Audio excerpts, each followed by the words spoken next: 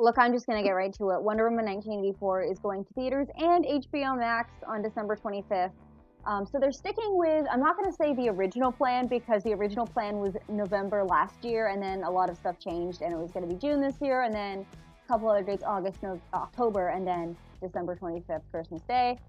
So yeah, it is a hybrid release. It is not premium access. If you have HBO Max, which I'm pretty sure is only an American thing right now, you will get Wonder Woman 1984 on Christmas Day, no extra charge. Um, but yeah, this is kind of a big deal. I mean, if this goes well, I think other movies might do this. I know the main one everyone's talking about right now is Black Widow because that's also the next big superhero movie in terms of the Marvel side of things, because Wonder Woman's the next big on the DC side of things.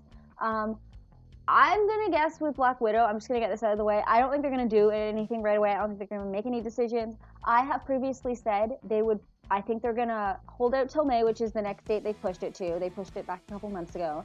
If they can't release it in theaters in May, and I think they'll be able to release it in some by then, maybe. They'll probably do Disney Plus or something. Maybe premium access, maybe not. Maybe hybrid. I think hybrid's probably the most likely at this point. But I don't think they're going to do it beforehand because the difference between Disney Plus and HBO Max is Disney Plus has a lot of really like big headliner original content right now, and HBO Max does not. Disney Plus has Mandalorian. Disney Plus has Soul coming, also on December 25th. Disney Plus has WandaVision, which is a Marvel thing coming out in January. So they're pretty good for a while. Whereas HBO Max, I think that the most like close to coming out big thing there, correct me if I'm wrong because I don't know quite as much about that service, is the Snyder Cut of Justice League, which is another DC thing, and that's not till I don't know what month next year, but sometime next year. I don't think it's till like spring at least. It might be later. So I understand why they would want to do this, and this might be enticing to them, and this might actually be more profitable to them in the long run for Warner Brothers AT&T than to put Wonder Woman 1984 in theaters or just in theaters, which was the plan was to possibly move it to 2021, like I think June, maybe July. Yeah, probably June. I was personally hoping they would wait because I want this to be an event. I want this to get somewhat of a premiere. I want this to have like big fanfare. But again, they'd have to spend way more money on like double the money on what is it? Like marketing because they've already spent so much like leading up to what was supposed to be June this year, and then they've had to like do it a couple times again. And yeah, so they wouldn't want to spend a lot more money on that, so I understand that. And they also want to get more people sub to HBO Max, although I'm pretty sure you can get free trial. So I think a lot of people might just sign up for free trial, watch the movie, and then dip out. So we'll see how that goes. Because again, it's not premium access, it's just if you have HBO Max, you get it.